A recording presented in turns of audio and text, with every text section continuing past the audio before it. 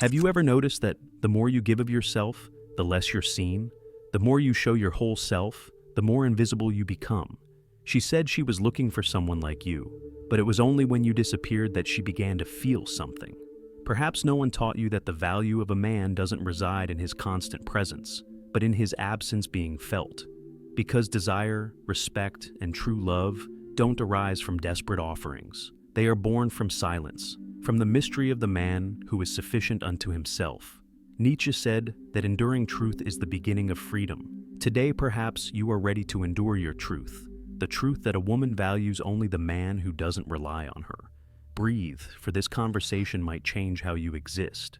She said she wanted someone present, but it was only when you stepped away that something inside her began to awaken. Have you ever noticed this cruel paradox of absence? The silence that screams, the disappearance that rekindles desire. She said she was looking for someone like you, but when you were there, whole, attentive, available, she didn't know what to do with it. You gave yourself, showed yourself, made yourself clear, and it's precisely for that reason that you became invisible. The woman who claims to want truth doesn't always know how to handle receiving it, because masculine presence without games unsettles her, clarity unsettles her, availability unsettles her. The man who does not mask himself is disrupting. Nietzsche said, "He who fights with monsters must ensure he does not become a monster himself." But the man who is too good does not become a monster. He becomes fog. She didn't reject you because of who you are. She simply didn't know how to manage the absence of mystery. Because mystery feeds desire, and you, wanting to be true, lifted the veil. You showed your face, exposed your heart, but in a world trained to romanticize the game, truth is always rejected too soon. You weren't ignored because you were small. You were ignored because you were whole. And the world, especially the unconscious feminine, does not yet know how to manage wholeness. That is why emptiness became a language. That is why silence became strategy. Not out of revenge, but survival. You disappeared, and it was only then that she noticed your presence. You stopped chasing, and it was only then that she began to see you. Absence became your signature. Nietzsche already knew, he who has a why to live can bear almost any how. Your why now is no longer about being accepted. It is about not losing yourself. You stopped trying to be chosen, and at that moment, you began choosing yourself. You responded too quickly, were always there when she needed you. You were kind, present, sincere.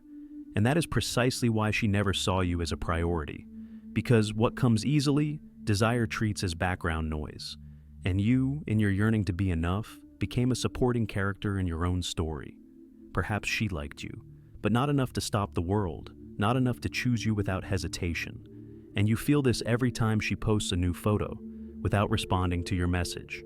Whenever she leaves you waiting, saying she is confused or lost, the truth is simpler and more cruel. She knows you're there, that you'll always be there, so she doesn't need to run to you. The more you try to prove your worth, the further you push away the possibility of being desired. Because value isn't shouted, it's upheld, and you're tired of holding others up while you collapse inside. You grew up believing that love meant giving all of yourself, that being kind, available, understanding, and loyal would be enough.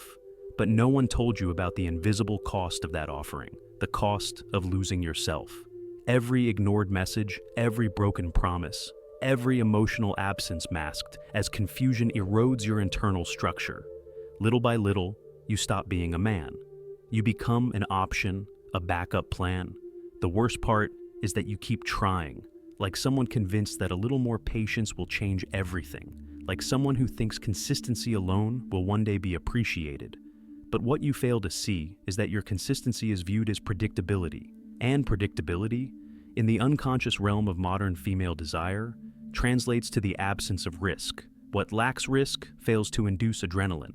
What lacks adrenaline isn't registered as passion. Without passion, there is no choice. You've become the idealized man in theory, but the rejected man in practice. The one they talk about wanting but never actually choose. The one who consoles but doesn't provoke. The one who's always there, but never urgently sought after. All of this is because you believed your presence alone was enough. But presence without absence becomes background noise. And now, you feel it. Every time you text and get no response. Every time she only comes back when she's bored. Every time you treat her as a priority, while to her, you're merely a distraction. The pain you feel isn't just emotional, it's existential. You start asking, what's wrong with me? But that's not the right question. The real question is, why do I keep giving myself to those who don't know how to receive? You are not the problem. The problem is the emotional structure you were taught. You were taught to serve, to care, to wait. But no one taught you how to choose. Now, it's time to choose differently, to choose silence, to choose distance. Not as a game, but as healing. Because the man who has always been there for everyone else must finally be there for himself. You didn't end up here by accident. You were trained for it, not with words, but through patterns, through silences, through invisible examples that shaped you before you even knew who you were. From a young age, you were taught that being loved meant being useful, that being accepted meant being nice, that being a man meant feeling nothing, complaining about nothing, and never backing down. So, you learned to exist for others, to please, to always be available, even when it came at the cost of your identity. No one taught you how to support your own desires. No one taught you the strength of waiting to be chosen. Instead, you were taught to serve, and you did. But the price was too high. Because any man who gives himself without structure confuses love with validation. And all love born from validation is born from fear. Fear of not being good enough. Fear of being forgotten.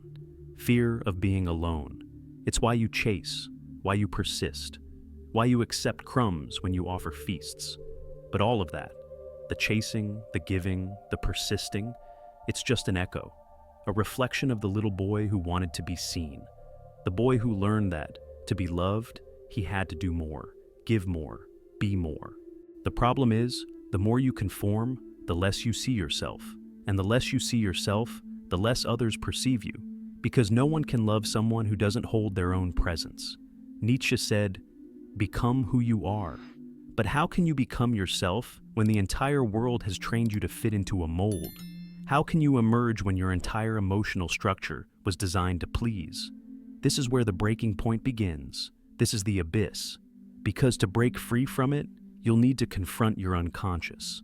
And the unconscious doesn't change through sheer willpower, it changes through lucidity, through presence, through pain. You'll need to confront the mirror, not the mirror of your body, but the mirror of your soul. You'll need to look inside and admit, I lost myself trying to be accepted. You'll need to recall every time you silenced your intuition just to avoid losing someone. You'll need to face the truth that you weren't loved. You were useful. You were safe. You were too accessible to be irresistible. And none of this makes you weak. It makes you human. But now, it's time to stop playing a role. Because as long as you continue to follow that script, you'll repeat the same fate. Relationships that exhaust you, desires that deceive you, cycles that erase you. And all of it will persist until you stop. Until you say, enough. Until you choose to stop chasing. And in that silence begins the transformation. Because the man who silences himself begins to see. And the one who starts to see never surrenders. You've tried presence, you've tried dialogue, you've tried understanding. But now is the time for silence. Not an empty, resentful, or childish silence, but the silence of a man who has awakened. The silence that observes, the silence that holds, the silence that no longer needs to prove anything. Because there is a strength that only manifests when you stop running, when you stop asking, when you stop explaining yourself. Nietzsche called it the will to power, not the power to dominate others, but the power to master oneself. The man who masters himself is sufficient unto himself, and the man who is sufficient unto himself transforms the field around him. Because the feminine field feels it. It senses the man who isn't in need, who doesn't chase, who doesn't beg. The man who is silent but whole. That man she respects and secretly desires. But this desire isn't born from absence. It's born from inner presence, from a vibration that remains even when you're no longer there. Because when you stop begging for value, value reveals itself. And when you stop wanting to be seen, your absence begins to hurt. Not as a game, but because you've become the void that teaches, the echo that resonates, the mystery that provokes. When you disappear emotionally, energetically, physically, her unconscious is activated. She begins to project, to imagine, to fear. and that is desire, a field of tension where mystery fuels fantasy. You, who were once too clear, have become an enigma. And it's within the enigma that desire ignites. It's not about manipulation. It's about understanding the archetypal language of desire. The world is designed to admire what is unattainable. And you, by wanting to be accessible, had become predictable. But now, something has changed. You no longer shout. You no longer ask. You vibrate. And it's that vibration. It is the beginning of respect, not forced respect, but silent, magnetic, intransigent respect. The kind that cannot be bought, claimed, or imposed. The kind that manifests when you finally support yourself, and that, deep down, has always been the key. A woman only values a man when he doesn't need her, because it is in that state that he becomes unattainable. Not by coldness, but by completeness. Not by pride, but by clarity. And clarity is terrifying for those who live in illusion, but irresistible for those who, even unconsciously, seek truth. Now, you are that truth. Silent, dense, present, even in absence. There comes a moment where you are simply exhausted. Exhausted from chasing those who only want you if you chase. Exhausted from justifying your presence. Exhausted from being a relief for someone who never saw you as a destination. And it is at that moment that something quiet begins to be born. A kind of strength that comes neither from anger nor vengeance, but from clarity. You begin to pull away, to reduce, to observe. And in this silence, healing begins. Because in it, you no longer need to convince anyone. You simply exist. And for the first time, existing without performance equals freedom. You realize that your worth was never in how much you insisted, but in how much you chose yourself. If you don't choose yourself, no one else will do it for you. You've spent too much time being part of the background. Now it's time to be the presence that grounds the world. And that doesn't ask for brute force. It asks for clarity. The clarity to say no. The clarity to withdraw quietly. The clarity to stop running, because running after is a form of self-abandonment. And when you stop running, you begin to walk in your own direction. You find your rhythm, your truth, your frequency. And in this frequency, there is no place for those who only want you in their moments of emptiness. There is no place for those who return only when life suffocates them.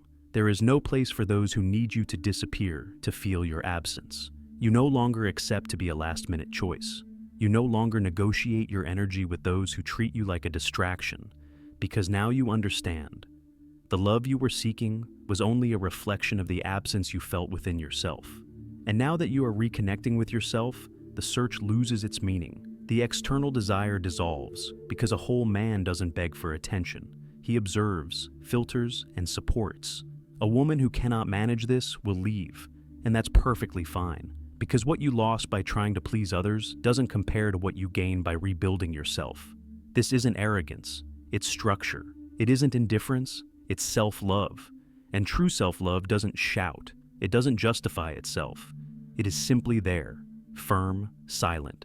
Like someone who knows they don't need to be accepted to be real. You've spent too much time trying to fit into the mold. Now it's time to overflow, to occupy the space that has always been yours. And those who don't know what to do with your presence never knew what to do with your absence, because those who do not choose you in silence never deserved you in the noise. The world taught you to be a character, to play roles, to repeat words that weren't yours. You memorized the mask of the good man, the understanding man, the accessible man. But now the script is torn. You no longer act, you stand firm. And standing firm is not a burden, it is a root. It is strength that comes from within, not to impress, but to endure. Nietzsche said that the greatest freedom is to endure truth, and now you are doing it. The truth that you were ignored, not for lack of value, but because of an excess of presence. The truth that being too clear made you invisible. But that time is over. Now, you vibrate differently. You no longer rush to respond to messages from those who treat you as a distraction. You no longer feel the urge to prove that you deserve love. You've realized that the love worth your time doesn't require your erasure. The woman who didn't see you will feel your absence, not because you disappeared to hurt her, but because you reappeared for yourself. She will feel the silence, remember the consistency she ignored, wonder what she lost by believing you would always be there. And in that moment, she will desire what you no longer offer, because what was once guaranteed has become a sacred absence. The man who once gave himself without filter now gives to himself, and that changes everything. Because now you have become the exception, and the exception cannot be explained, forced, or justified. It simply is. And what is rare is recognized by its impact, not by its persistence. Your new presence is not noise. It is a field, a vibration. And those who are on the same frequency will feel it, effortlessly, without appeal, without asking for attention. The right woman, the one who vibrates like you, won't need your absence to value you. She'll see you in the silence, respect your depth, appreciate the firmness of the man who doesn't need to be accepted to exist. And you will recognize her, because the one who learns to become self-sufficient also learns to discern. Now you are a filter, not a display window. Now you are a temple, not a public square. Now you are a ritual, not a distraction. The mirror you once carried, reflecting a man trying to be loved, has shattered. And in the fragments, you found the one who had always been there. You. You are no longer the man shaped by the desires of others. You are the man who now vibrates at his own frequency. And the world respects the one who vibrates in truth, even in silence. If you've made it to this point, it's not by chance. It's because something within you has started silencing external voices. You didn't stay until the end for me. You stayed because, perhaps, for the first time, you felt you no longer had to chase. You are not broken, you are being reborn. And this rebirth begins when silence becomes structure. The right woman will recognize you when you no longer need to be chosen, because now you've chosen yourself. If this touched you, like, subscribe, and comment. Silence has become my strategy. It's so other men can see they are not alone. And that silence here is not absence. It's a code, a presence vibrating on its own axis. Right next to this is a video that might be the second part of your soul. I'll meet you there in 5 seconds.